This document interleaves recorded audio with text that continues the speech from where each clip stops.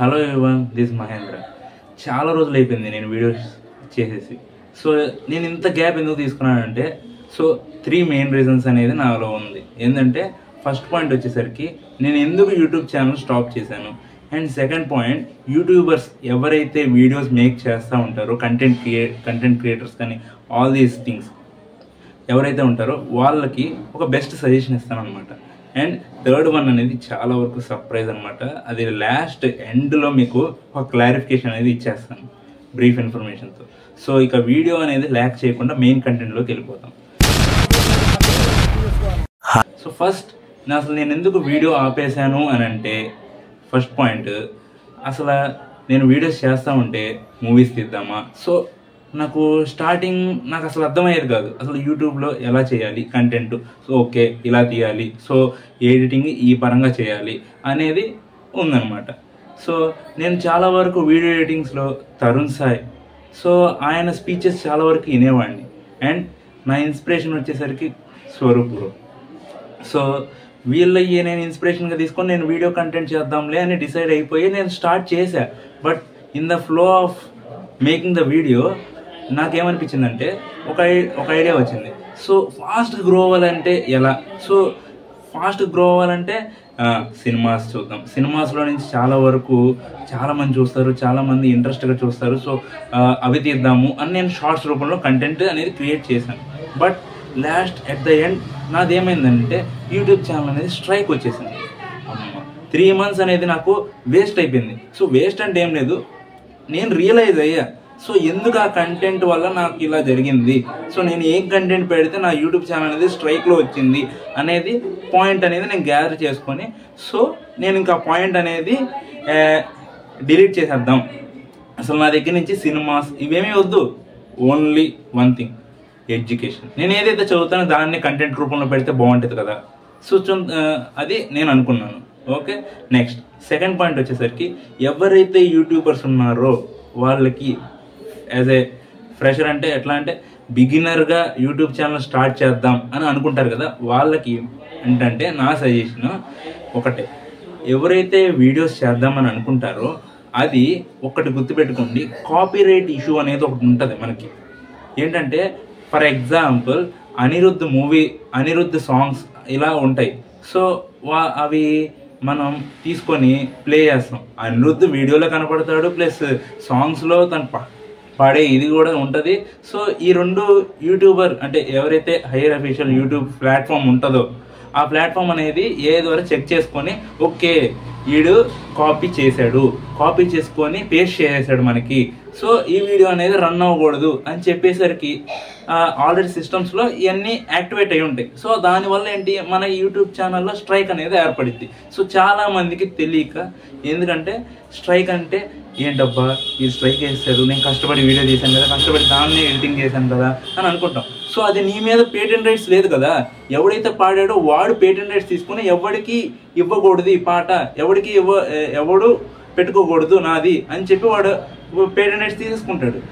So వాడి patent rights నువ్వు copy చేసి పేస్ట్ చేస్తే ఎలా కష్టం, వాడిది ఫలితం నీదే, ఎలా కష్టం కదా. సో అదే తప్పు నేను చేశాను, అందుకే నా ఈ ఛానల్ కూడా 90 days ఎక్స్పైర్ అయింది. ఎలా అంటే నాకు తెలియకుండా 2 సార్లు అదే వీడియోస్ పెట్టాను. అంటే వేటయాన్ మూవీకి వెళ్ళాను, ఆ వీడియోని తీసి ఫస్ట్ డేనే సినిమా హాల్ అయిపోగానే ఇంటికి వచ్చేగానే పెట్టేశాను అనమాట. పెట్టేస్తే షార్ట్స్లో పెట్టేగానే చిన్న క్లిప్స్ లాగా 1000 views దాకా వెళ్ళినాయి. ప్రాబ్లం లేదనిపించింది, ఇంకా గ్రో చేద్దాం అనుకున్నా. తీరా చూస్తే యూట్యూబ్లో నాదేంటి యూట్యూబ్ కూడా ఆఫ్ చేస్తాడు ఆ వీడియోని. ఏంటబ్బా నాకు అసలు మైండ్ బ్లోయింగ్ అయిపోయింది, అసలు నాకేం అర్థం కాలేదు. సో ఎట్ ద ఎండ్ నేనేం ఆలోచించాను, సో రెండోసారి పెడతాం మళ్ళీ ఏమైద్దిలే అనుకొని నేను పెట్టాను. సో మళ్ళీ అదే వచ్చింది, ఇదంతా కాదు అసలు ఏం జరుగుతుందని నేను నా ల్యాప్టాప్ ఓపెన్ చేసి చూస్తే ఓకే ఇదనమాట కంటెంట్ అనేది మనం కాపీ చేసేసాం. అసలు ఎవడూ వదలని దాన్ని నువ్వు అప్పుడే ఎందుకు వదిలేవు, సినిమాల్లో కూడా వెళ్ళి చూసే వాళ్ళకి నువ్వే మొత్తం రివ్యూ చేస్తుంటే వాడు కాపీరైట్ అయ్యకుండా స్ట్రైక్ వేయకుండా ఎందుకుంటాడు? ఓకే అదనమాట. నెక్స్ట్ సో నేను వచ్చేసరికి సజెషన్ ఏమిస్తానంటే, స్టార్ట్ చేయండి బట్ సినిమాస్ నువ్వు రివ్యూ ఇవ్వు. అంటే పలానా సినిమా ఇలా ఉంది అని చెప్పేసరికి రివ్యూ నువ్వు వాళ్ళకి నచ్చిద్ది. అదనమాట సంగతి. అండ్ నెక్స్ట్ వచ్చేసరికి లాస్ట్ పాయింట్ వచ్చేసరికి ఏంటనంటే థర్డ్ పాయింట్, నేను ఈ 3 monthsలో ఏం ఆలోచించి ఏం చేద్దాం అసలు 3 నెలలు ఆగిపోయింది. సో ఏంటి అసలు మైండ్ బ్లోయింగ్గా ఉంది, అసలు ఏంటి అసలు మైండ్ బ్లాంక్ అయిపోయింది. సో నేను ఆ టైంలో ఆలోచించింది ఏంటంటే అసలు యూట్యూబ్ ఛానల్ 3 నెలలు ఆగిపోయింది కదా, ఈ 3 నెలల్లో నేను నెక్స్ట్ 3 నెలలు అయిపోయిన తర్వాత ఎక్స్పైర్ అయిపోయింది కదా, నెక్స్ట్ నుంచి నేనేం కంటెంట్ పెట్టాలి అది ఒక్కటే ఆలోచించాను. ఆ కంటెంట్ వచ్చేటప్పటికి నేను ఎడ్యుకేషన్ మీద ఫోకస్ చేసి పైథాన్ అనేది నేర్చుకున్నాను. సో ఆ పైథాన్నే నేను ఇంప్లిమెంట్ చేసి మీకు గనక వదిలితే ఎలా ఉంటుంది అంటే, చాలామంది పైథాన్ వదులుతారు, పైథాన్ వీడియోస్ చేస్తారు, పైథాన్ ఫుల్ ట్యుటోరియల్ అని చెప్తారు, పైథాన్ లేదా 10 వీడియోస్లో పెట్టి యూట్యూబ్లో వదులుతారు. సో మనకి చాలా ఉన్నాయి, బట్ సరైన ఎగ్జాక్ట్ గైడెన్స్ ఉందా?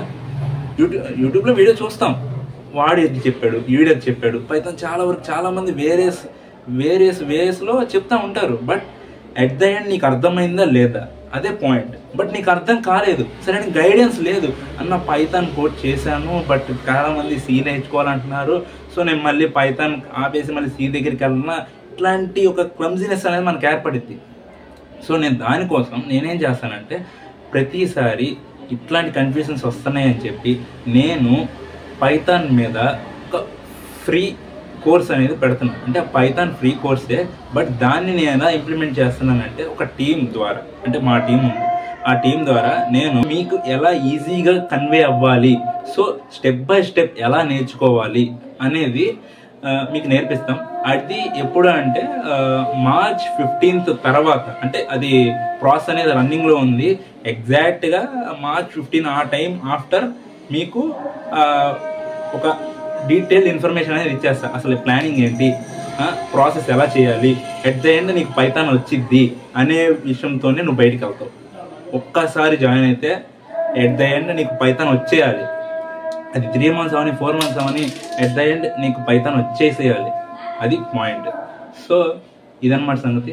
సో ఇక ఎండ్ చేసేద్దాం. So bye.